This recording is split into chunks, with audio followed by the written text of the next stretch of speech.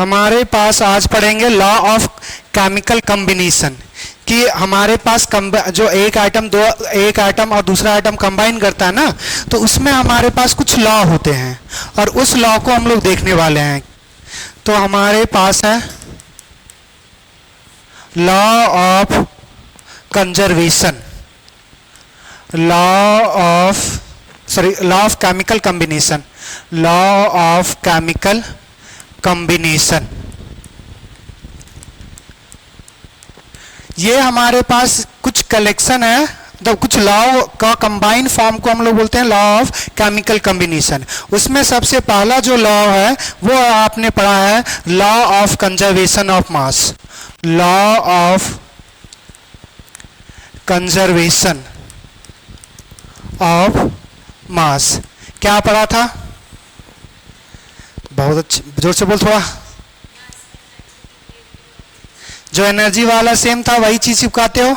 Mass neither be created nor be destroy. और कुछ बस ये मत बोल देना एनर्जी वाला it convert one form to another form.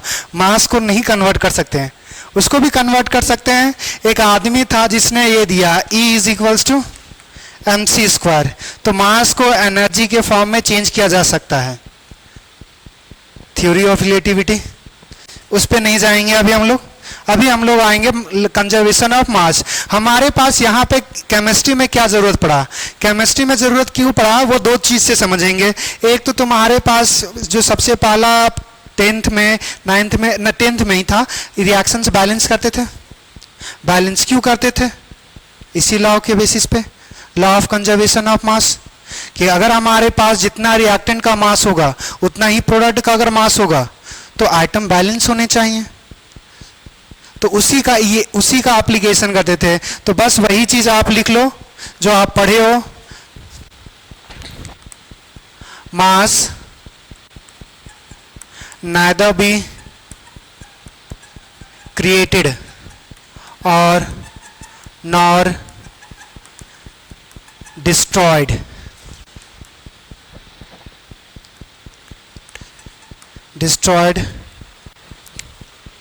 so mass of reactant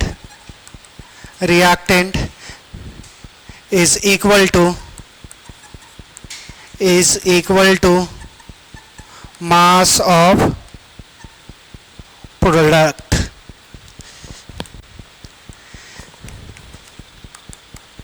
This law hold true for balanced chemical reactions.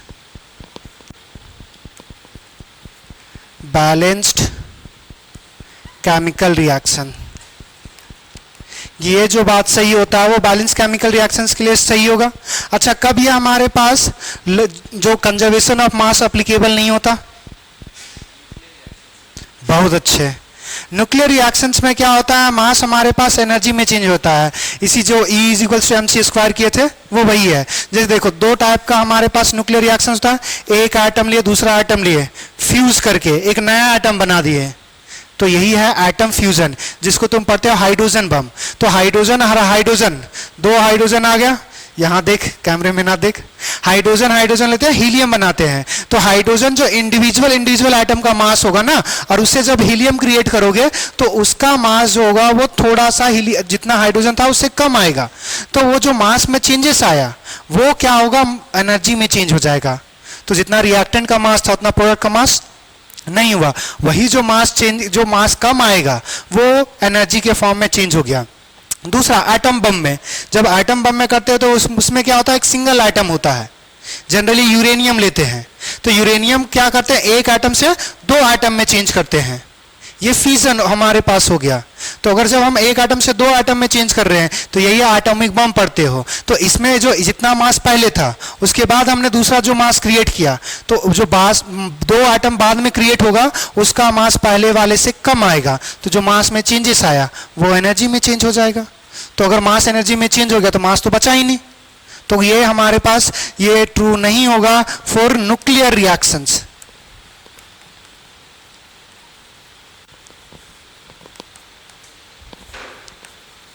This law is not applicable for nuclear reactions. लिख लीजिए.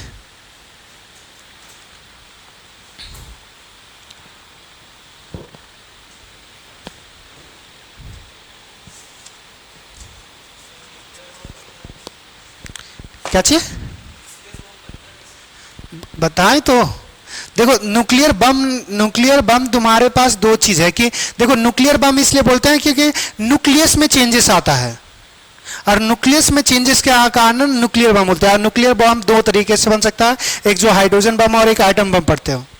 तो हाइड्रोजन लेके हीलियम बना रहे हो तो पहले हाइड्रोजन के जो न्यूक्लियस था वो न्यूक्लियस समझ में आता है जिसमें प्रोटॉन और न्यूट्रॉन होता है. तो हाइड्रोजन के न्यूक्लियस में पहले कितना था, एक प्रोटॉन.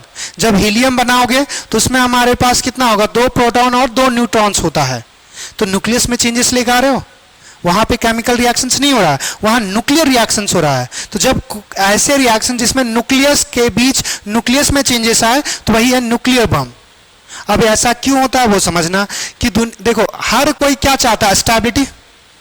दुनिया में तुम यहाँ पे कहाँ आ रहे हो, यहाँ आओगे आईटी क्रैक करोगे, अच्छा कॉलेज मिलेगा, पैसा मिलेगा, अच्छी शादी, अच्छी लड़की मिलेगी, यही सब तो गोल है स्टेबिलिटी का. तो अगर स्टेबिलिटी का गोल है तो सिंपली हर एटम क्या होना चाहिए, स्टेबल. अगर हर एटम स्टेबल होना चाहेगा तो दुनिया में सबसे जो स्टेबल एटम है वो आयरन है. जितने भी पढ़ते हो 114 एलिमेंट जो पढ़ते हो उसमें सबसे ज्यादा स्टेबल कौन है, आयरन. तो हाइड्रोजन जो न्यूक्लियस रिएक्शंस करके वो क्या बनना चाह रहा है, वो हमारे पास आयरन बनना चाह रहा है. हमारे पास यूरेनियम या जो हमारे पास न्यूक्लियर फ्यूजन कर रहे हो जिसमें एक एटम से दो एटम में तोड़ रहे हो वो आखिरी कहां पे जाना चाह रहा है, वो आयरन बनना चाह रहा है. अगर इस चीज को थोड़ा और डीपली जाओगे तो देखो हमारे पास जो अर्थ है, अर्थ के कोर में क्या होता है, हमारे पास लावा है. लावा में मोस्टली क्या है, आयरन है. आयरन इसलिए है कि आयरन सबसे स्टेबल फॉर्म है. आगे एक चैप्टर है तुम्हारे पास फिजिक्स में जिसका नाम है न्यूक्लियर केमिस्ट्री या न्यूक्लियर रिएक्शंस. तो उसमें आपको पढ़ना है कि जो एटम्स होंगे उसमें सबसे ज्यादा जो स्टेबल न्यूक्लियाई होता है वो हमारे पास आयरन का होता है. तो हर एक एटम आयरन जैसा बनना चाहता है. जैसे अगर गली मोहल्ले में किसी आईटी निकाल लिया तो वो आइडियल बना लेते हो, उसके जैसा करना है. तो सेम चीज है आइटम्स में भी. तो आइटम जो आइटम सबसे ज्यादा स्टेबल होगा, जो आइटम सबसे ज्यादा स्टेबल होगा उसके जैसे बनना चाहेगा. तो हाइड्रोजन बम या फिर हमारे पास न्यूक्लियर बम का इसलिए वो होता है क्योंकि वो सारे आयरन जैसा बनना चाहते हैं. और आयरन बनने के लिए जो छोटा होगा वो फ्यूज हो जाएगा और जो बड़ा होगा वो टूटेगा. बात समझ में आ गया. इसमें एक छोटा सा एक एग्जाम्पल, एक केमिकल रिएक्शंस लिख देते हैं और उस केमिकल रिएक्शंस में मास ऑफ हमारे पास मास ऑफ रिएक्टेंट और मास ऑफ प्रोडक्ट सेम कर देंगे. देखो हमारे पास जैसे अगर हमारे पास हाइड्रोजन और ऑक्सीजन रिएक्ट करेगा या हाइड्रोजन को जलाओगे ऑक्सीजन के प्रेजेंस में तो क्या बनेगा, पानी. रिएक्शंस अगर बैलेंस करना है तो इसको सिंपली हाफ से मल्टीप्लाई कर दो. तो अगर हम यहां से देखेंगे मास ऑफ रिएक्टेंट की बात करें तो हमारे पास क्या हो जाएगा, mass of hydrogen plus mass of oxygen. Oxygen कितना है, हाफ, तो हाफ कर दोगे तो ये कितना हमारे पास हाइड्रोजन, एक का वजन एक, दो हाइड्रोजन है तो ऑक्सीजन का एक का एटम का वजन 16, दो का है तो 32, मगर लेना कितना है, हाफ. तो डायरेक्ट 16 लिख दे.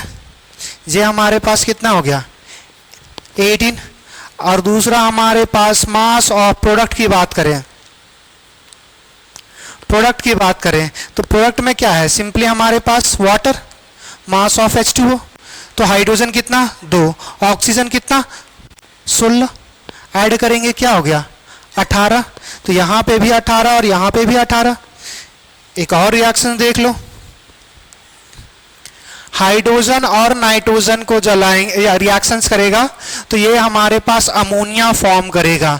बैलेंस अगर करना है तो इसको 2 से मल्टीप्लाई कर देते हैं और इसको 3 से. देखो 3 2 6 हाइड्रोजन, 3 2 जा 6, 2 नाइट्रोजन 2 नाइट्रोजन। अब यहां से रिएक्टेंट का अगर हम मास बात करें, मास ऑफ रिएक्टेंट तो क्या हो जाएगा 3 टाइम्स ऑफ H2 प्लस हमारे पास N2 का मास, ये 3, हाइड्रोजन का मास 2, नाइट्रोजन का एक का हमारे पास 14, तो 2 का 28 और हमारे पास 6 ऐड करोगे कितना हो जाएगा 34। दूसरा मास ऑफ हमारे पास प्रोडक्ट की अगर बात करें तो ये कितना हो जाएगा 2 times of mass of ammonia 2, nitrogen का 14 और 3 17। इसमें कोई प्रॉब्लम? 17 2 जा, तो मास ऑफ जितना रिएक्टेंट है उतना ही मास प्रोडक्ट का है, यही तो कंजर्वेशन ऑफ मास है, लिख लीजिए।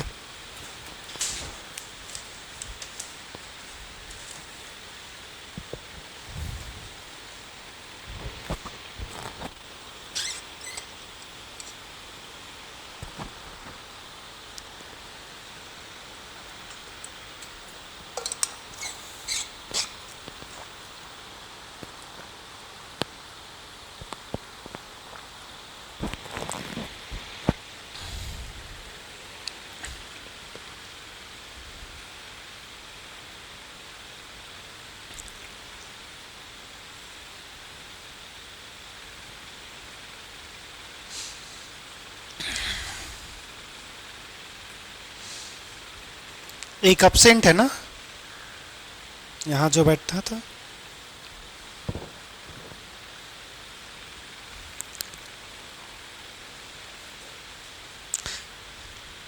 तुमने कंप्लीट कर लिया या कुछ बचा हुआ है? तो मिलो ना, नॉन स्कूलिंग हो ना, फर्स्ट हाफ में मिले। तुम स्कूलिंग हो या non schooling? Non schooling. First half में मिलना, तुमको जितना हो चुका है वो पढ़ा देंगे, तो उसी साथ आ जाना, या फिर उसको एक दिन उसको तुम्हारे तक पहुंचने दे, उसके बाद फिर जब सेम हो जाएगा तो आ जाना। हो गया यहां तक 11:30।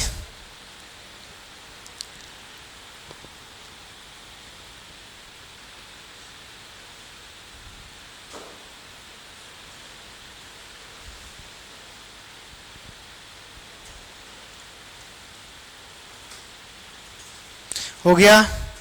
बढ़े, जल्दी करो बालक।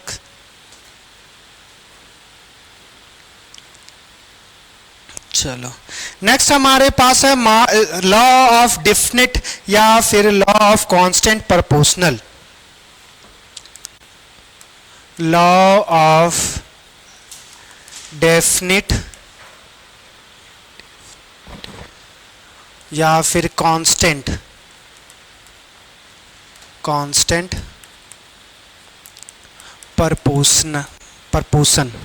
लॉ ऑफ डेफिनिट कांस्टेंट और लॉ ऑफ डेफिनिट या कांस्टेंट proportion। ये देखो समझना इस चीज को, उसके बाद स्टेटमेंट लिखवाएंगे। पहले देखो यहां से, जैसे अगर हमारे पास दुनिया में कोई भी मॉलिक्यूल्स है, दुनिया में भी कोई भी मॉलिक्यूल्स है और उसको किस मेथड से बना रहे हो या किस सोर्स ले रहे हो, उसमें जो हमारे पास मास होगा वो फिक्स होगा। जैसे अगर हमने पानी बनाया, जैसे H2O अगर हमने बनाया, इसको थोड़ा सा स्टेटमेंट के लिए जगह छोड़ देते हैं, बाकी बाद में रफ करते हैं। इतना स्टेटमेंट के लिए अभी लिखना मत।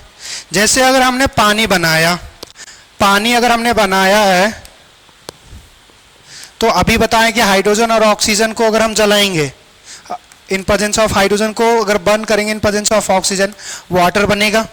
दूसरा, अगर हमारे पास HCl का reactions sodium hydroxide acid base reactions करेंगे, हमारे पास क्या बनेगा, सॉल्ट प्लस वाटर।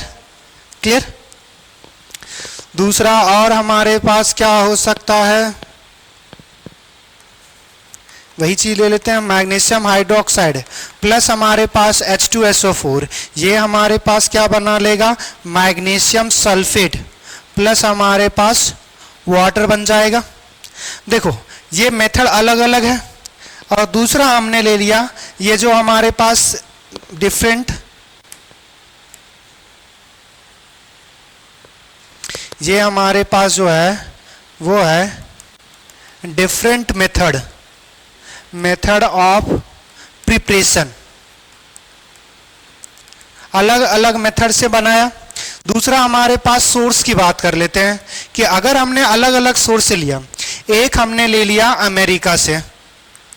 अमेरिका से पानी लिया, दूसरा हमने ऐसो इंडिया से लिया, चलो ले भाई, उसके पास तो है नहीं, अगर ले लिया तो यहां से भी पानी, तो पानी अगर हम किसी सोर्स से ले या किसी भी मेथड से बनाए, उसमें जो हमारे पास पानी में H वाटर और ऑक्सीजन, तो अगर हम वाटर और ऑक्सीजन का मास देखेंगे तो हाइड्रोजन कितना है, 2 और 1 ऑक्सीजन, तो सब में हमारे पास क्या होगा कि 2:2, ऑक्सीजन का जो वेट होगा वो 16, तो ये हमारे पास 1:8, सब में हमारे पास 1:8 ही रेशियो फॉलो करेगा। या हम किस मेथड से बना ले या किस सोर्स से ले लें, यही हमारे पास लॉ ऑफ डेफिनेट या कांस्टेंट प्रोपोर्शनल, लॉ ऑफ हमारे पास डेफिनेट प्रोपोर्शनल भी बोल सकते हैं, लॉ ऑफ कांस्टेंट प्रोपोर्शनल भी बोल सकते हो। तो ये सिंपली क्या बताता है कि any chemical molecules is combined in fixed ratio irrespective of method of preparation and source, कि किस मेथड से बना रहे हैं या किस सोर्स से ले रहे हैं, वो हमारे पास वो एक फिक्स रेशियो में ही क्या होगा, कंबाइन करेगा। क्लियर?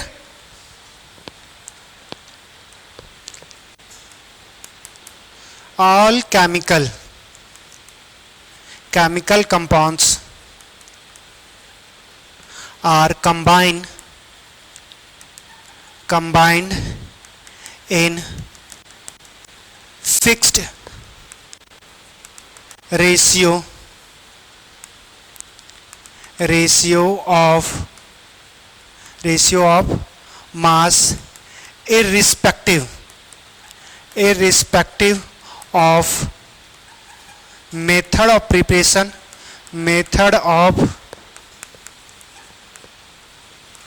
preparation और सोर्स, कि किस मेथड से बना रहे हैं या किस सोर्स से ले रहे हैं उससे कोई मतलब नहीं है, वो हमारे पास हमेशा फिक्स रेशियो में होगा। उसी तरह ले सकते हो CO2, हम छोड़े CO2, जानवर छोड़े CO2, गधा छोड़े CO2, या तो फिर हम जला के CO2 बना रहे हैं, किसी चीज से हम बनाए CO2 या कहीं से भी सोर्स लें, वो भी क्या होगा, उनके मास का डिफरेंट रेशियो ही हमेशा कंबाइन करेगा। क्या बात समझ में आया? लिख लीजिए। एक और एग्जांपल करें इसका कि ये काफी है, फिर भी एक लिख लेंगे, पहले कर लो इतना।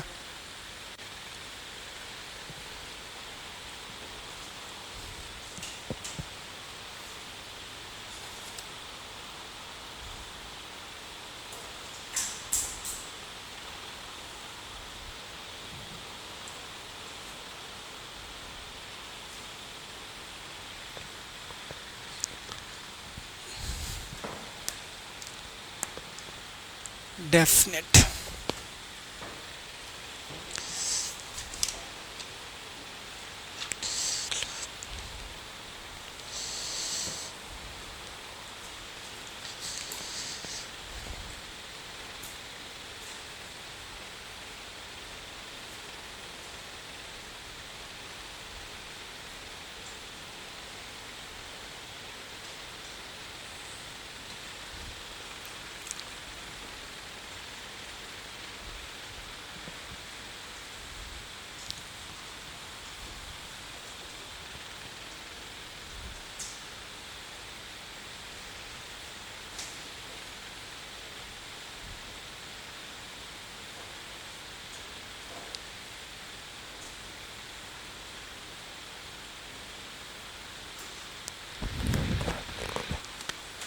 ये मॉक ड्रिल वाला समझे थे? ये जो आजकल मॉक ड्रिल हो रहा है उसका मतलब क्या है? और ये दो चीज समझना, ब्लैकआउट और मॉक ड्रिल वाला में सिस्टम। जब सायरन बचे तो सायरन मतलब क्या है कि उस समय अटैक होने वाला है, तो अगर दिन में है तो सेफ प्लेस में चले जाए। जैसे अगर यहाँ पे है तो आपको सिंपली यहाँ पे क्या करना है, टेबल के नीचे चले जाना है, और हो सके तो कॉर्नर बेस प्लेस होता है। कॉर्नर में बिल्डिंग धंसने का चांसेस कम होता है क्योंकि पिलर्स होते हैं। तो और अपने सर को बचाना है तो अगर हो सके तो कॉपी किताब ऊपर सर पे ले ले, बच जाएगा। दूसरा, रात को अगर सायरन बचे तो उसका मतलब क्या है कि लाइट ऑफ कर देना है, वो ब्लैकआउट होता है। तो उसका मतलब क्या है कि लाइट, अगर रात को आप लाइट ऑन रखोगे तो अगर अटैक होगा तो अगर लाइट जलेगा तो वो उसको टारगेट दिखेगा, अगर लाइट ऑफ होगा तो उसको टारगेट दिखेगा ही नहीं। तो अगर आप लाइट बंद रखोगे तो टारगेट नहीं दिखता, तो उससे जो नुकसान होगा या अटैकिंग के चांसेस कम हो जाते हैं। अगर लाइट जला तो आबादी है तो नाइट विजन होगा, मगर अगर लाइट दिखा, ये भी तो हो सकता है ना कि इवैक्यूएट कर लिया जाए। लाइट दिखा मतलब वहां पे लोग हैं। ये एक बेसिक चीज है। अब बाकी बात तो जितना ज्यादा एडवांस कर लो उतना ज्यादा। और कर्टेन को कवर करके रखे, कर्टेन को कवर करना, लाइट ऑफ करना रात का, दिन को जहां पे भी सायरन बजे तो कॉर्नर्स पे। मगर इसके चांसेस यहाँ पे, क्योंकि उसके चांसेस कब होंगे जब वो पाकिस्तान से उधर से फ्लाई करे और उतना स्टेट क्रॉस करे, तब तो झारखंड पहुंचेगा। तो ये वर्स्ट कंडीशन के लिए है, वर्स्ट कंडीशन के लिए है कि अगर पहुंच जाए तो, जो उम्मीद कम है, मगर उम्मीद कम है ऐसा तो नामुमकिन तो नहीं है। हाँ, तो ये चीज थोड़ा सा हो गया। जैसे इसमें अगर हम कोई भी मॉलिक्यूल्स ले लो, अगर हमने CO2 अगर बनाया, जैसे कैल्शियम कार्बोनेट, कैल्शियम कार्बोनेट को अगर गर्म कर दोगे तो कैल्शियम ऑक्साइड प्लस CO2 बनेगा। कोयला ले लो, कोयला को अगर बंद करोगे तो वो भी क्या दे देगा, CO2 देगा। अगर आप ग्लूकोज है C6H12O6, अगर इसको भी ऑक्सीजन के प्रेजेंस में आप जलाओगे ना तो ये भी देगा CO2 प्लस H2O ही देगा। कुछ नहीं, चीनी देखो, चीनी में सल्फ्यूरिक एसिड डालना, कार्बन, वो कोयला, वो कार्बन डाइऑक्साइड जलने लगेगा। अच्छा, तुम लोग कैसे नहीं बताना है, मगर तुम्हारे कांटेक्ट में नहीं भाई आ सकता, आजकल तुम लोग महान हो, कहीं से भी ऐसी जुगाड़ कर लो। यहां देखो, यहाँ CO2 CO2 CO2, तो CO2 अलग अलग मेथड से बना है। दूसरा, अलग अलग सोर्स से भी ले सकते हैं। हमारे पास रिस्पिरेटरी सिस्टम, अगर आदमी का ले तब भी वो लेगा, ह्यूमंस। एनिमल ले लो क्योंकि सब तो सांस लेता है, तो ये भी CO2। तो कार्बन और ऑक्सीजन का जो मास का रेशियो होगा, कार्बन का कितना 12, मगर ऑक्सीजन कितने 2 आइटम, तो हमारे पास 2 टाइम्स ऑफ, हमारे पास 16 आ जाएगा। 4 3 जा 12, 4 4 जा 16। अब देखो ये क्या आ गया, 3:8। तो किसी से भी बनाए ये 3:8 फॉलो करेगा। क्लियर? ये PDF चला जाएगा, लिखते रहना। एक एग्जाम्पल कर लिया हो ना। चलो अब आगे बढ़े। नेक्स्ट हमारे पास है लॉ ऑफ मल्टीपल प्रोपोर्शनल। होता क्या है वो समझना है। एक एलिमेंट दूसरा एलिमेंट, और ये दोनों आपस में क्या करेंगे, कंबाइन करेंगे, और एक से ज्यादा एलिमेंट, एक मेल दूसरा फीमेल, एक से ज्यादा बच्चे पैदा करेंगे। अब उसमें क्या होगा कि अगर हमारे पास जो रेशियो होगा एक एलिमेंट, जैसे अगर मान के चलो कि जैसे बच्चे में क्या बोल सकते हैं, आनुवांशिक लक्षण, क्रोमोसोम जो ट्रांसफर होता है, तो अगर मान के जो जेनेटिक्स ट्रांसफर हुआ, तो अगर एक्स का, अगर हमारे पास मेल है और फीमेल है, तो मेल का जेनेटिक ट्रांसफर हुआ, फीमेल का ट्रांसफर हुआ, और उससे उसके बेटे में है, और उसमें क्या है कि एक से ज्यादा बेटे हैं या जो भी है, सन डॉटर जो भी है। अब उसमें क्या होगा कि एक का जो रेशियो होगा, जितना आनुवांशिक आया उसी का हमारे पास सिंपल रेशियो बेयर करेगा मास का। अब यहाँ पे एटम्स में वो अप्लाई करेंगे। जैसे समझना इस चीज को थोड़ा सा उसी तरह, कितने लॉ पढ़ चुके हैं, 3 हो गया होगा ना। हमारे पास law of conservation of mass, अच्छा हाँ ये दूसरा, हमारे पास तीसरा law of multiple proportion, law of multiple proportional. इसमें थोड़ा सा समझना, हमारे पास लॉ ऑफ मल्टीपल प्रोपोर्शन क्या है वो थोड़ा सा समझना। जैसे देखो इसको फिर से स्टेटमेंट के लिए हम लोग जगह छोड़ देते हैं और पहले समझ लेंगे, उसके बाद स्टेटमेंट पढ़ेंगे तो बेहतर होगा, इजीली याद आ जाएगा। तो अगर आपको नेक्स्ट टाइम अपने से भी लिखना हो तो इजीली लिख सकते हो। भाई ये चल जा। देखो जैसे अगर हमारे पास एक एलिमेंट्स हमने ले लिया नाइट्रोजन, दूसरा ऑक्सीजन और इससे अलग अलग कंपाउंड्स। जैसे नाइट्रोजन हमने लिया, नाइट्रोजन लिया, ऑक्सीजन लिया, या फिर नाइट्रोजन ऑक्सीजन लिया। नाइट्रोजन ऑक्सीजन से हमारे पास N2O बनता है, इसको बोलते हैं लाफिंग गैस। दूसरा NO, NO2, NO हमारे पास N2O4, दूसरा N2O5 और कुछ बच चुका है नहीं, इतना एलिमेंट्स हमारे पास दिया हुआ है। देखो सब में नाइट्रोजन और ऑक्सीजन कंबाइन हुआ है।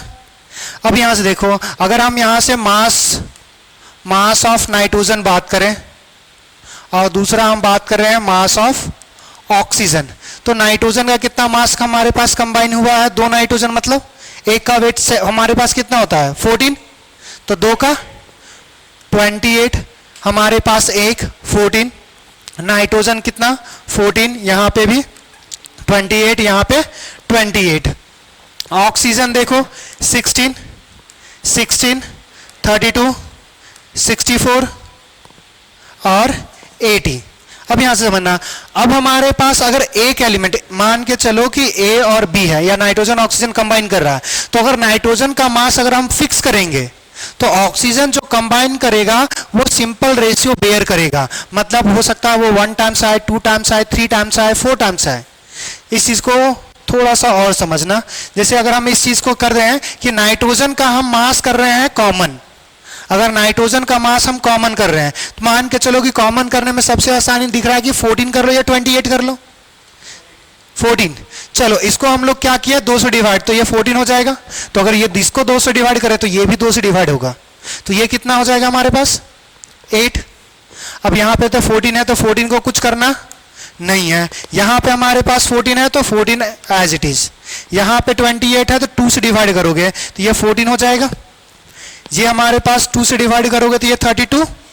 यहां पे हाँ बोलो, थर्ड वाले में हमारे पास, अच्छा कहां पे, यहां पे तो 14 है ना रे। पहले से 14, अगर पहले से 14 में 14 करने के लिए कुछ थोड़ी किए हो, तो इसमें हमारे पास 32 का 32 रहेगा। ये हमारे पास 14 करने के लिए इसको क्या किया 2 से डिवाइड किया, तो ये भी 2 से डिवाइड होगा। अच्छा 16 25 80 नहीं होगा ना, 16 16 32 16 48 16 चौक 64, अच्छा 16 80। तो अगर हम 2 से डिवाइड करेंगे 40, 1 मिनट कुछ तो हम गलत कर रहे हैं, ये 14 नहीं आना चाहिए 8, हाँ ठीक है सॉरी मेरा ही गलती था, हम ही कुछ ज्यादा सोचने लगे हैं। अब देखो नाइट्रोजन का अगर हम लोग रेशियो ले ले कोई भी कंपाउंड्स में, तो हमारे पास ऐसा बोल सकते हैं अगर इन दोनों के बीच ले तो 1:2। अब देखो यहां पे इन दोनों का अगर हम रेशियो लें तो ये 1:2 क्या हो जाएगा, किसी 2 चीज में लेते हैं। जैसे देखो इसको थोड़ा सा अगर और छोटा हो जाए बेहतर है, तो अगर हमारे पास यहां से रेशियो बात करना तो ये क्या होगा 1:2 सही, या 14:2, या फिर नहीं छोड़ो, ऑक्सीजन का हमारे पास रेशियो, ऑक्सीजन का रेशियो ले लो। यहां पे कितना है 1 टाइम्स, यहां पे कितना हो गया 2 टाइम्स, यहां पे कितना हो गया 8 के टेबल्स में देखो 4 टाइम्स, ये 4 टाइम्स, ये 10 टाइम्स। तो अगर हमारे पास एक का मास अगर फिक्स करेंगे, अरे सॉरी 8 बजे 40, अगर हमारे पास नाइट्रोजन का मास फिक्स करेंगे तो जो दूसरा एलिमेंट होगा वो जो जिस रेशियो में कंबाइन करेगा वो एक सिंपल रेशियो बेयर करेगा। तो अगर यहाँ पे 1 टाइम्स कर रहा है तो यहाँ पे 2 टाइम्स, मतलब वो इंटीजर होगा। ऐसा नहीं होगा कि 2.5 टाइम्स आएगा या हमारे पास 3 टाइम्स आएगा, वो एक सिंपल इंटीजर रेशियो फॉलो करेगा। फिर से समझना, एक एलिमेंट और दो ए है और बी है, ए और बी जब कंबाइन करेगा और एक से ज्यादा कंपाउंड्स फॉर्म करेगा, तो पहला एक कंडीशन है कि एक से ज्यादा कंपाउंड्स फॉर्म होने चाहिए। ए और बी कंबाइन करेगा, एक से ज्यादा अगर कंपाउंड्स फॉर्म करेगा तो उसमें अगर किसी एक का मास फिक्स करेंगे तो दूसरे का जो हमारे पास रेशियो, दूसरे एलिमेंट्स का जो मास का रेशियो होगा वो सिंपल रेशियो बेयर करेगा। फिर से समझो, इस तरह अगर हम यहाँ ऑक्सीजन का भी मास अगर हम कॉमन कर देते ना, तो नाइट्रोजन का भी जो मास होता ना वो सिंपल रेशियो बेयर करता।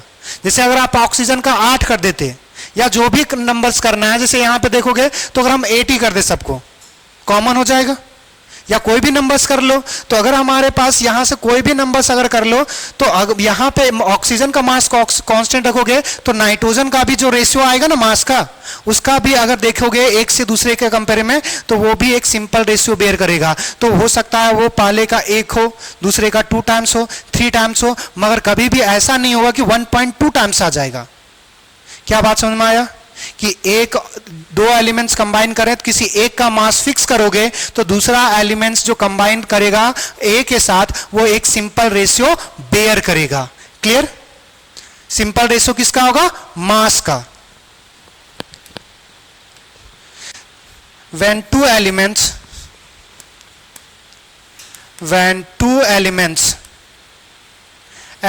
combine and form more than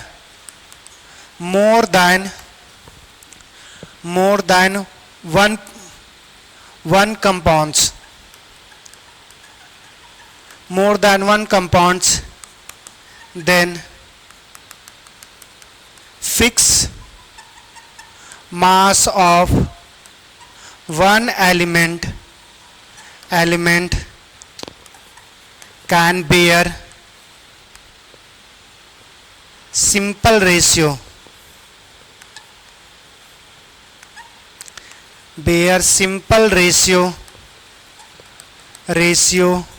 of mass of second element।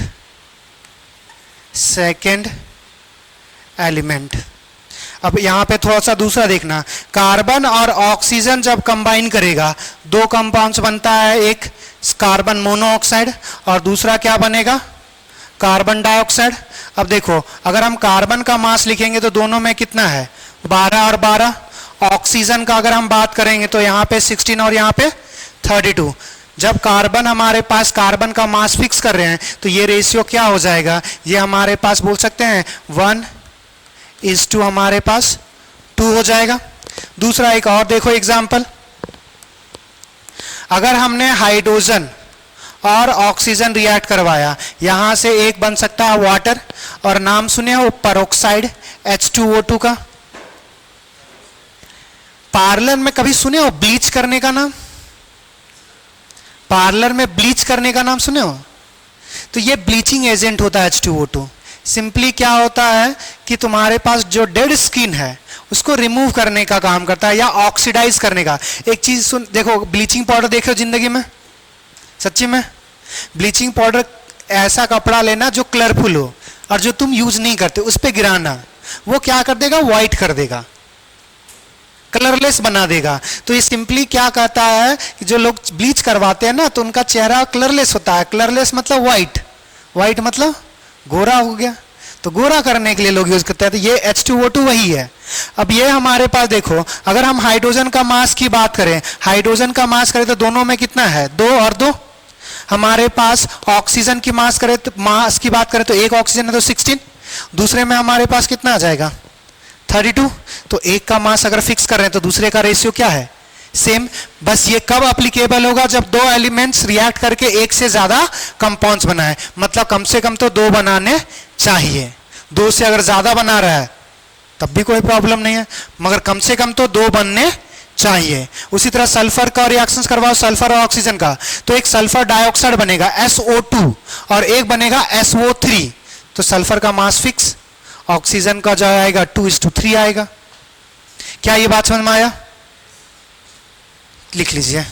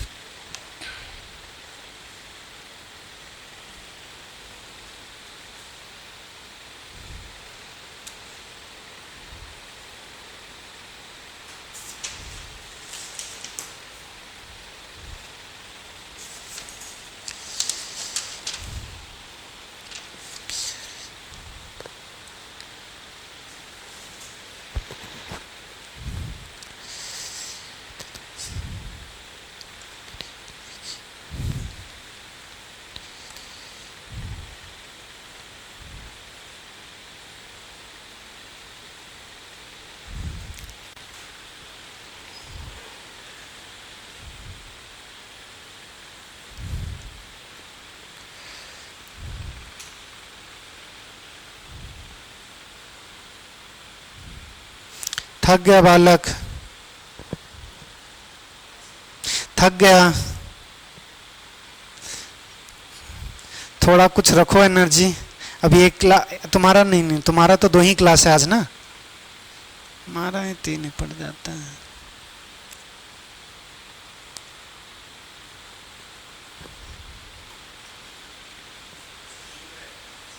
क्या? हाँ, स्कूल वाला तो थोड़ा ज़्यादा हेक्टिक हो जाता है कि स्कूल से आओ, उसके बाद फिर इंस्टीट्यूट पहुंचो, तो ये लाइफ तो तूने ही चूज किया है, हमसे तो नहीं पूछा कि सर स्कूलिंग जाए या नॉन स्कूलिंग। कोई नहीं, कुछ दिन के बाद ये आदत हो जाएगा। और थोड़ा ट्राई करो कि रात को थोड़ा सा नींद लो, प्रॉपर स्लीप रखो तो बेहतर होगा। अच्छा, कुछ क्वेश्चन मार्क करवा देते ताकि कुछ क्वेश्चन तो बनाओगे। हाँ बोलो बालक। 2 से किसमें? ये वाले में 2 से डिवाइड करने की जरूरत नहीं, हमें मास करना है एक का फिक्स। तो हम नाइट्रोजन का मास फिक्स करना चाहते हैं, तो नाइट्रोजन का हमने रखा 14। तो अगर 14 रखेंगे तो दूसरे का भी तो उसी रेशियो में डिपेंड करेगा। तो अगर हमने यहाँ पे अगर 14 रखे तो 2 से डिवाइड करना पड़ा, तो यहाँ पे अगर इसको 2 से डिवाइड करेंगे तो ये भी 2 से डिवाइड होगा। तो इस वजह से किए, यहाँ पे जब 14 रखना था तो 14 था, तो कोई मल्टीप्लाई डिवाइड करना, क्योंकि हमें क्या करना, एक का मास फिक्स करेंगे तो दूसरे का जो मास होगा वो सिंपल रेशियो में आ जाएगा। बात समझ में आया? तो इसलिए अगर 14 रखना है तब हम क्या करेंगे वो हमने किया है। तो या तो जो यहाँ पे जो दिख रहा है कि 2 से डिवाइड कर रहे हैं, यहाँ पे भी दिख रहा है 2 से डिवाइड कर रहे हैं, यहाँ पे भी 2 से डिवाइड, ऐसा कोई जरूरी नहीं है। हमें नाइट्रोजन का मास फिक्स करना था, तो वो एक कोइंसिडेंस है कि 2 से ही सब में दिख रहा है, यहाँ पे हमें वैसा कुछ नहीं दिख रहा है। बस ये देखना है कि ये चेक भी नहीं करना, ये थ्योरम क्या बोल रहा है बस वो सिंपली समझना है, ये चेक नहीं करना तुम्हें। चेक क्या करना है इसका, देखो अगर कोई स्टेटमेंट लिखा हुआ है या आइडेंटिफाई करना है कि which of the following will follow, हमारे will be follow law of multiple proportional. Multiple मतलब बस याद रखना एक से ज्यादा, एक से ज्यादा मतलब 2 एलिमेंट्स होंगे और एक से ज्यादा कंपाउंड्स फॉर्म करेंगे। तुम्हें बात तुम्हारा कुछ करना ही नहीं है, वो अगर कोई भी एलिमेंट्स कर रहा होगा तो ये रेशियो फॉलो करेगा। बस इस स्टेटमेंट को समझाने के लिए हमने ये किया, तुम्हें ये चेक नहीं करना है। क्लियर? बस तुम्हें ये देखना है कि हमारे पास लॉ ऑफ, हम अगर मल्टीपल प्रोपोर्शनल है तो 2 एलिमेंट है, 2 से 1 से ज्यादा कंपाउंड्स फॉर्म होने चाहिए, एटलीस्ट 2 तो होना ही चाहिए। क्लियर? ये सब बस चेक करने, जो स्टेटमेंट लिखवाया उसके बेसिस पे। आगे बढ़े। अब नेक्स्ट हमारे पास लॉ ऑफ रिसिप्रोकल। ये पहला बात फिर से बोल रहा हूं, लॉ ऑफ रिसिप्रोकल थोड़ा सा डिफिकल्ट है। अब डिफिकल्ट क्या है कि क्यों यहां पे ना थोड़ा सा स्टेटमेंट क्रिटिकल है, तो सबसे पहले समझेंगे और उसके बाद फिर इसका स्टेटमेंट देखेंगे। कितने लॉ हो गए? 2 हो गया, ये हमारे पास 3, वो सब अपने हिसाब से ठीक ही बोल रहे हो। चौथा हम लोग पढ़ेंगे, 3 हो चुका है हमारे पास। Law of reciprocal, law of reciprocal, law of reciprocal क्या होगा? रिसिप्रोकल प्रोपोर्शनल बोलते हैं, लॉ ऑफ रिसिप्रोकल प्रोपोर्शनल। अब देखो इसमें हमारे पास समझना पहले, उसके बाद फिर कुछ करना। अगर 3 एलिमेंट, अगर हमारे पास 3 एलिमेंट अगर हैं और 3 एलिमेंट में मान के चलो कि A है, B है और हमारे पास C है। अगर A, B और C है तो A B के साथ रिएक्ट करना चाहिए और A B C के साथ सेपरेटली रिएक्ट करना चाहिए। यहां से समझना, अगर हमारे पास या इस कॉर्नर पे, अगर यहां पे हम रख रहे हैं, ये 3 कॉर्नर इसलिए बना रहे हैं ताकि हम 3 एलिमेंट्स को दिखा सके। पहला याद रखना, लॉ ऑफ मल्टीपल प्रोपोर्शनल कितने एलिमेंट्स के लिए होता है? 2 एलिमेंट्स। बस 2 एलिमेंट्स क्या होना चाहिए? मोर देन 1 प्रोडक्ट फॉर्म करना चाहिए। लॉ ऑफ रिसिप्रोकल कितने एलिमेंट्स के लिए होगा? 3 एलिमेंट्स। इतना सबसे पहला ही नोटिस करना है, 3 एलिमेंट्स के लिए होगा। क्या बोलता है, जैसे अगर 3 एलिमेंट है A, B, C, तो मान के चलो A, B का कुछ कंपाउंड्स बना उसमें हमारे पास मास का रेशियो हमारे पास m/n, कि A का जो मास होगा वो m होगा और हमारे पास B का जो मास होगा वो n होगा। तो A और B का कंपाउंड्स हमारे पास ये फॉर्म हुआ। अगर हमारे पास A और C, B और C, जब A रिएक्ट करेगा तो BC का हमारे पास कंपाउंड्स बनेगा, हमारे पास AC का कंपाउंड्स बनेगा। तो अब यहां से क्या है कि इसमें अगर हमारे पास इसका मास m ही ले और इसका मास अगर n ले रहे हैं, या फिर इस केस में ये अगर हमारे पास यहां पे मान के चलो कि यहां पे mn हो गया और ये mno, जी ऐसा लेते हैं। तो जैसे देखो A और B जिस रेशियो में कंबाइन कर रहा है m/n, वही सेम रेशियो हमारे पास जो A और B सेपरेटली जो रिएक्ट करेगा C के साथ, वही सिंपल सेम रेशियो बेयर करेगा। तो देखो इन दोनों का जब रेशियो लोगे, ये m/o हमारे पास नीचे आ जाएगा n/o। रेशियो को हम लोग हमारे पास ये डिवाइड में लिख सकते हैं। तो अगर यहां से करोगे तो O और O क्या होगा, कैंसिल, हमारे पास क्या आ गया m और n। तो A से जो C रिएक्ट कर रहा था और B से C जो रिएक्ट कर रहा था, वो जिस रेशियो में रिएक्ट करेगा A और B भी उसी रेशियो में रिएक्ट करेगा। या अब यहां तक बोलता तो ये बात हजम होता। अब हजम क्या नहीं होता कि या तो इस रेशियो में कंबाइन करेगा या इस रेशियो का हमारे पास इसी रेशियो का मल्टीपल्स में फॉलो कर लेगा। अब जब मल्टीपल्स बोल देता है तब थोड़ा सा प्रॉब्लमेटिक होता है। फिर से समझना कि A और B जिस रेशियो में कंबाइन कर रहे होंगे, A और B जिस रेशियो में कंबाइन कर रहे होंगे वो सिंपलेस्ट रेशियो होगा AC और BC का। या इसी चीज को और सिंपल्स करते हैं कि AC जिस रेशियो और BC जिस रेशियो में कंबाइन कर रहा होगा, अगर उनके मास का रेशियो लेंगे तो A और B सेम उसी रेशियो में कंबाइन करेगा। अब इसी चीज को थोड़ा सा समझना, जैसे अगर हमने यहाँ पे एक एग्जांपल से समझते हैं कि एक ट्रायंगल फिर से हमने बनाया, कार्बन, हमने हाइड्रोजन और ऑक्सीजन। कार्बन और हाइड्रोजन से कोई मॉलिक्यूल बताओ, मीथेन ले सकते हैं, उसमें कोई प्रॉब्लम, CH4। हाइड्रोजन और ऑक्सीजन से वाटर, कार्बन और ऑक्सीजन से CO2। क्लियर यहां तक? अब देखना है यहां से मास पता कर रहे हैं। हमने क्या बोला कि जैसे अगर A इसको मान रहे हैं, B इसको, तो A और हमारे पास C और B और C जिस रेशियो में कंबाइन कर रहा होगा वैसे ही A और B रेशियो में कंबाइन करेगा। देखो C का कार्बन का यहां पे मास कितना है, 12:2। यहां पे हाइड्रोजन कितना, तो 12:2 हमारे पास 4, 3:1 करोगे। अभी हम लोग बस यही कॉमन रख रहे हैं, समझना इस चीज को। ऑक्सीजन हमारे पास यहां पे कितना है, 16। हाइड्रोजन कितना होगा, 2। अब यहां से देखो इसमें हमारे पास कार्बन कितना होगा, 12, और इसमें हमारे पास ऑक्सीजन कितना होगा, 32। अब यहां से देखो अगर हम यहां से 12/4 डिवाइड बाय 16/2 करें, अब इस चीज को समझना, तो ये जो रेशियो आना चाहिए था यहां पे सेम आना चाहिए। देखो अच्छा ये चीज समझ में आता है कि ये क्या किए हैं। अब इसको सिंप्लीफाई करना आता है तो ये जो फर्स्ट ऊपर वाला और फोर्थ वाला नंबर होगा वो न्यूमरेटर बनेगा। इस चीज को थोड़ा सा एक बार समझ लो जिसको नहीं आता। जैसे A/B है, इसको हमारे पास A/B और C/ हमारे पास D लिखा हुआ है, इसको ऐसा लिख सकते हैं A/B डिवीजन ऑफ C/D। ये जो हमारे पास है ये बटा जो लगाते हो वो डिवीजन का ही तो सिंबल है। तो अगर इसको डिवीजन को मल्टीप्लिकेशन में चेंज करोगे तो ये क्या होता है, उल्टा हो जाएगा। ये हमारे पास D और C, देखो A और D न्यूमरेटर बन गया, A और D न्यूमरेटर, B और C डिनोमिनेटर। क्या बात समझ में आया? तो जब हमारे पास ऐसा लिखा रहेगा तो फर्स्ट और लास्ट वाला टर्म्स एक दूसरे के सेम हमारे पास न्यूमरेटर बन जाएगा। तो 12 और 2 आ जाएगा, नीचे हमारे पास क्या बचेगा, 4 और 16। अब देखो यहां से 4×3 12 और यहां पे 8, ये क्या आ गया 3:8। अब यहां से देखो 4×3 12, 4×8 32, हमारे पास 3:8 आ जाएगा। क्या ये बात समझ में आया? कि A और B इसी चीज को कर रहे थे कि सॉरी A B या तो फिर ऐसा कर लो, A और C जिस रेशियो में रिएक्ट करेगा, B और C जिस रेशियो में रिएक्ट करेगा, और इन दोनों को मास का अगर रेशियो लेंगे तो हमारे पास AB भी उसी रेशियो में कंबाइन करेगा।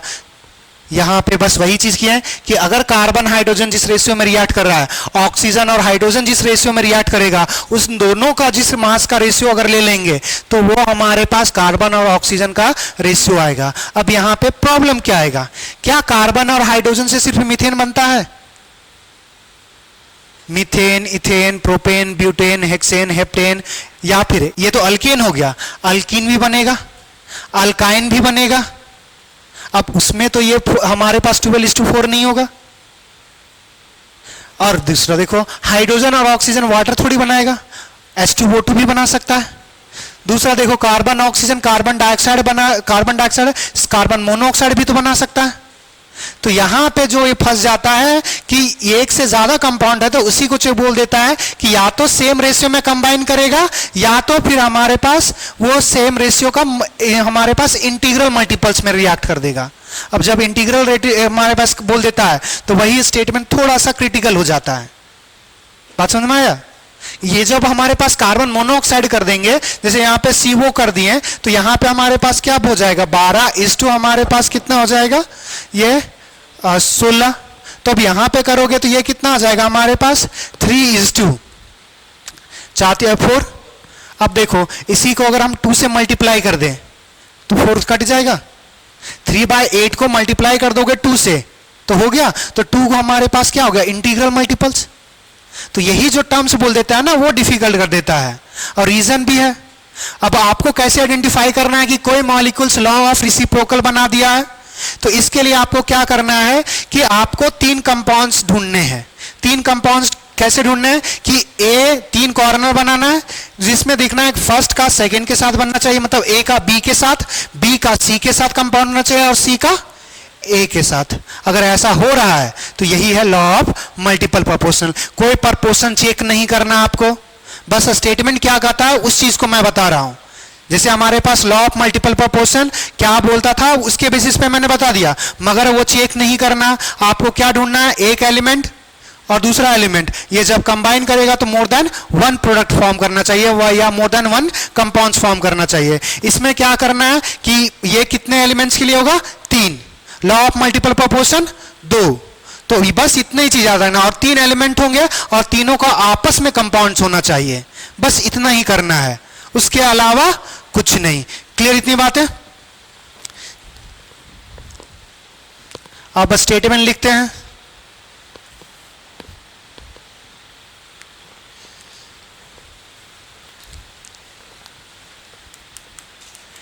If 3 elements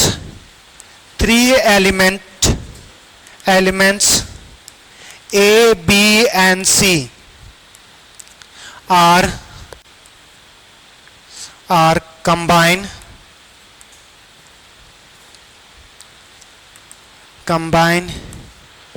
in such a way that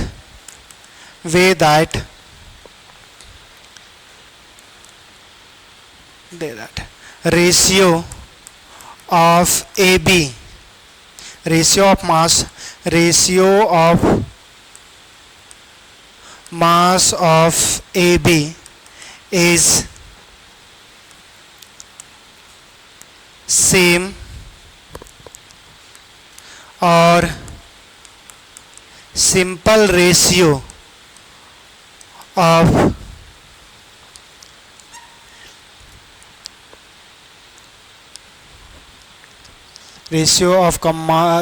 combined in such a way that ratio of mass of AB compounds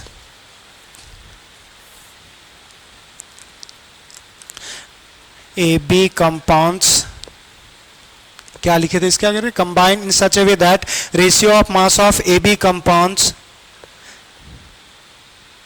have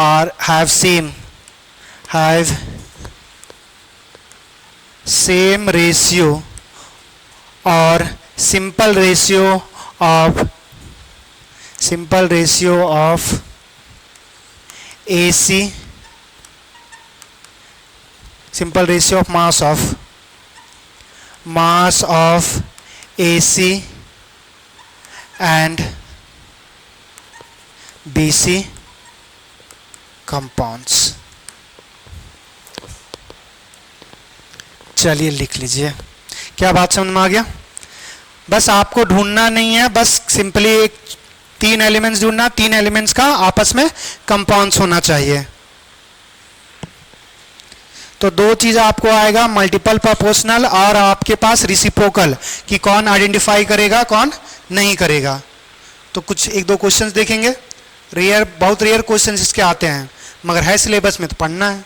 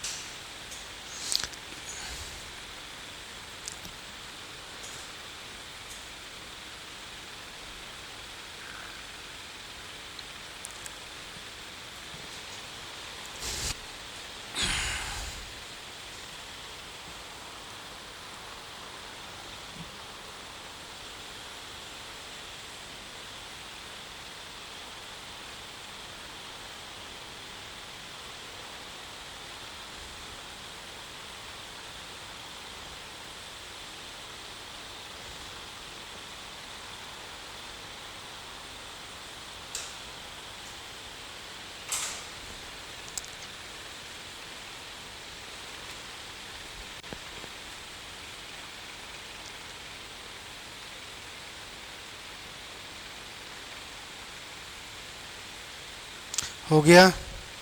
चल आगे बढ़। अब जैसे इसका एक क्वेश्चन देखना, जैसे अगर हमारे पास आपको बताना है कि which of the flowing forms, which of the flowing will follow हमारे पास लॉ ऑफ रिसिप्रोकल, आपको लॉ ऑफ रिसिप्रोकल कौन सा फॉलो करेगा? लॉ ऑफ रिसिप्रोकल आपको पता करना है। जैसे आपको पास मैंने कंपाउंड दे दिया H2O CH4 H2O2, दूसरा दे दिया आपके पास SO2 H2S, और तीसरा हमारे पास है H2O, तीसरा लिखा हुआ है PH3, हमारे पास H2O, और दे दिया हुआ है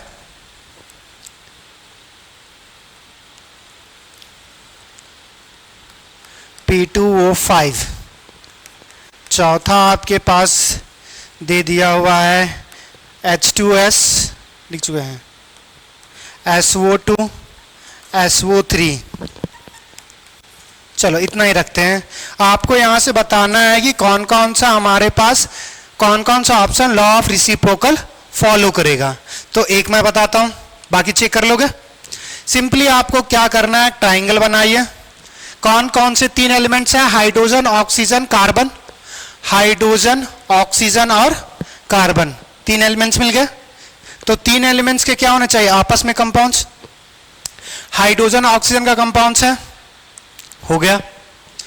कार्बन और हाइड्रोजन का कंपाउंड्स है, हो गया। क्या हाइड्रोजन कार्बन और ऑक्सीजन का कंपाउंड्स है? जब नहीं है तो ये फॉलो। हमने क्या बोला था कि तीनों का आपस में होना चाहिए। अब कर लोगे, ट्राई करो। 2 होगा। सीधा सिंपली देखो यहां से वही सिंपल ट्राइंगल बनाओगे, ऑक्सीजन हाइड्रोजन सल्फर, सल्फर और ऑक्सीजन का है, ऑक्सीजन और हाइड्रोजन का है, हाइड्रोजन और सल्फर का। क्लियर? नेक्स्ट इस पे देखें, इसके पास फास्फोरस है, ऑक्सीजन है, हाइड्रोजन है।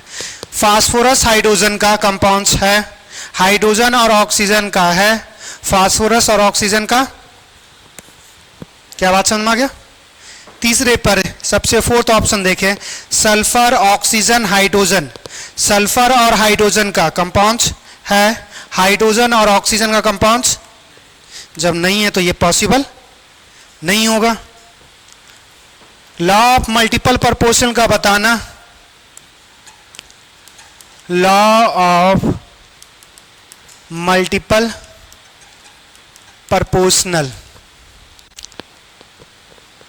पहला हमारे पास दिया हुआ P2O5, दूसरा H2O, दूसरा लिखा हुआ है H2O, H2O2, तीसरा लिखा हुआ है SO2, H2O, चौथा लिखा हुआ है SO2, SO3, पांचवा लिखा हुआ है P2O4, P2O10, 10 नहीं आएगा, P2O5। चलिए हमें क्या करना था, मल्टीपल प्रोपोर्शनल में दो एलिमेंट्स कंबाइन करने चाहिए और एक से ज्यादा प्रोडक्ट पॉसिबल होना चाहिए। देखो फास्फोरस और ऑक्सीजन, क्या फास्फोरस ऑक्सीजन का दूसरा कंपाउंड है? खत्म। Hydrogen oxygen, hydrogen oxygen, sulphur oxygen, sulphur oxygen, sulphur oxygen, sulphur oxygen, phosphorus oxygen, phosphorus oxygen, कम से कम दो होना चाहिए। कार्बन डाइऑक्साइड, कार्बन मोनोऑक्साइड लिखवा चुके थे, H2O2 और H2O2 और H2O लिखवा चुके थे, नाइट्रोजन का लिखवा चुके हैं। तो अगर पूछेगा मल्टीपल प्रोपोर्शनल से तो यही पूछेगा, और तुम्हारे पास रेसिप्रोकल से कुछ भी पूछ सकता है। कैसे करना है क्लियर? लिख लीजिए अगर लिखना चाहें तो, वरना आगे पढ़ेंगे। हो गया, आगे बढ़े। 6-5 तक है, क्या करोगे तुम लोग ना? ऐसा तो है नहीं कि तुम लोग अगर हम छोड़ देंगे तो यहां से बाहर जाओगे घूमने, बैठे रहते हो, आराम करोगे 5 मिनट क्या? अच्छा लास्ट ही क्लास है ना तुम्हारा, बैठो फिर 5 मिनट। इसके बाद मेरे को क्लास लेना है यार, तुम लोग को थोड़ी है, तुम लोग तो घर में चले जाओगे, हमको मेरा एक क्लास अभी भी बचा हुआ है।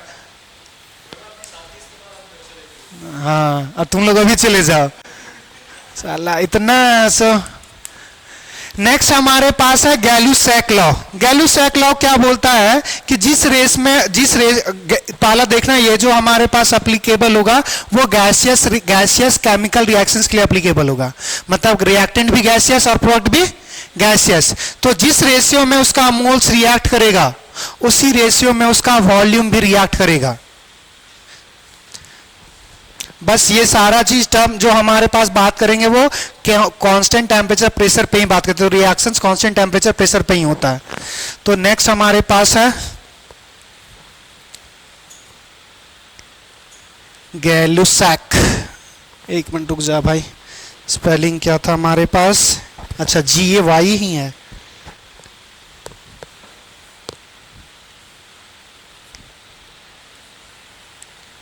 गैलू-सैक लॉ, वो ये गे वाला नहीं है, कुछ दूसरा है, एक आदमी का नाम था, तो वो उस टर्मिनोलॉजी पे ना ले। देखो इसने क्या बोला कि अगर एक four gaseous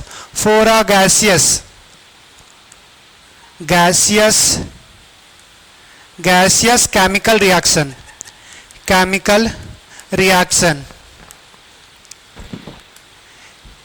in which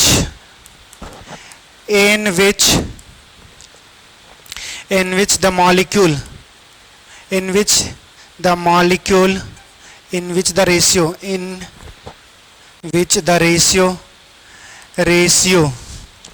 ratio of molecule combine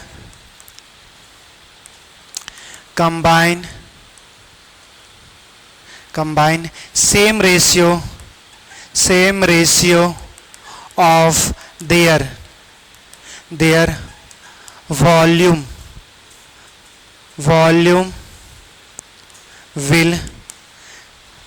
will react।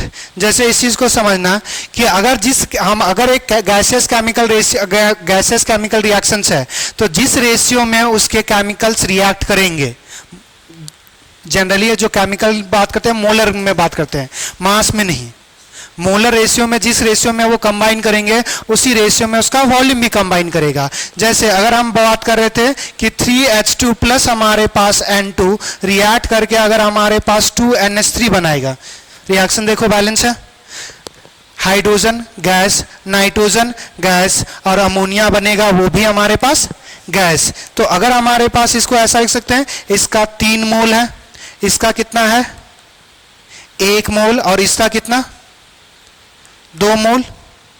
तो अगर इसका 3 मोल इसके 1 मोल से इस रिएक्ट करेगा तब इसका 2 मोल फॉर्म करेगा। तो सिंपल रेशियो क्या है 3:1:2।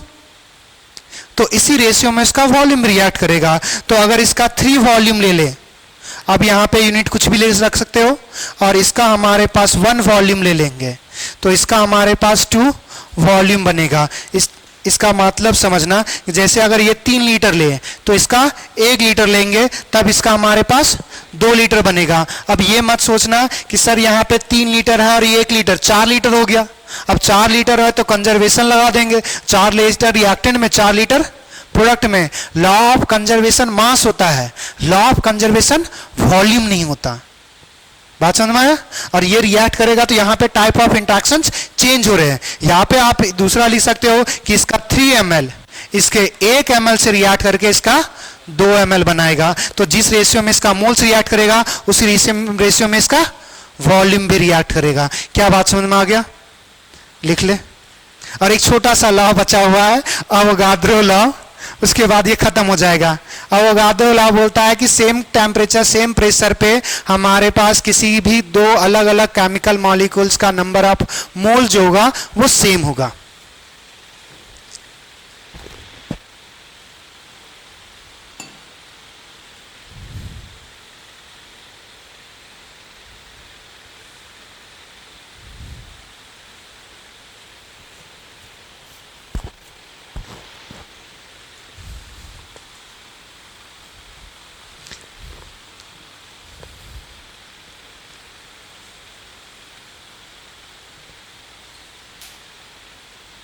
हो गया? जल्दी करो।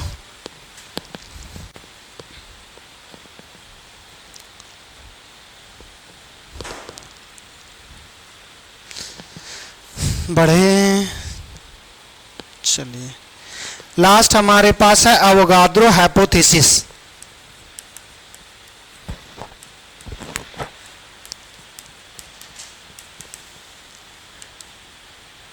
अवोगाद्रो का हाइपोथेसिस, एक तो अवोगाद्रो नंबर पढ़े थे, अब उसका हाइपोथेसिस क्या है कि अगर हमारे पास 2 गैस ले रहे हैं, अगर हम सेम टेम्परेचर सेम प्रेशर पे लेंगे तो हमारे पास दोनों गैस जितना वॉल्यूम एक्वायर करेगा वो सेम वॉल्यूम एक्वायर करेगा। इसका equal volume of polyatomic all gases have the equal number of molecules at same temperature। यहां से देखना, if we take different gas having same volume at constant temperature and volume, then they have same number of atom या फिर molecules.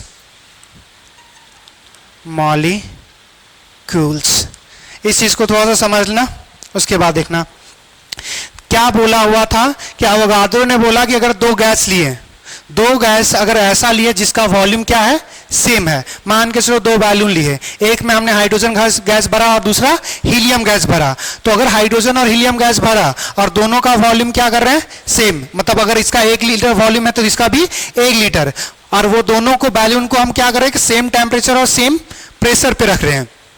तो अगर same temperature same pressure पे रखेंगे तो जितना मोल्स हमारे पास इसमें होगा या जितना नंबर ऑफ हमारे पास एटम या मॉलिक्यूल्स हीलियम वाले में होगा उतना ही दूसरे वाले में भी होगा, हाइड्रोजन वाले में भी। क्यों? ऐसा समझना, हमारे पास नंबर ऑफ मोल्स बराबर क्या होता है, या PV is equals to N R T पढ़े थे, और एन बराबर क्या हो जाएगा, पीवी बाय आर टी लिख सकते हैं। अब देखो, अब अगर हमारे पास दो गैस है, हमारे पास जो गैस है वो ए है और गैस बी है, तो गैस ए के लिए हमारे पास नंबर ऑफ मोल्स लिखोगे तो क्या होगा, पीवी बाय आर टी। इसके लिए भी क्या लिखोगे, पीवी बाय आर टी। क्यों? वो समझना, प्रेशर दोनों का सेम, हमारे पास वॉल्यूम दोनों का सेम, टेम्परेचर दोनों का, तो नंबर ऑफ मोल्स भी क्या होगा, तो नंबर ऑफ मोल्स से मॉलिक्यूल निकालो या एटम निकालो, अवोगाद्रो नंबर से मल्टीप्लाई करोगे तो वो भी क्या आएगा। क्या बात समझ में आया? Thank you everyone.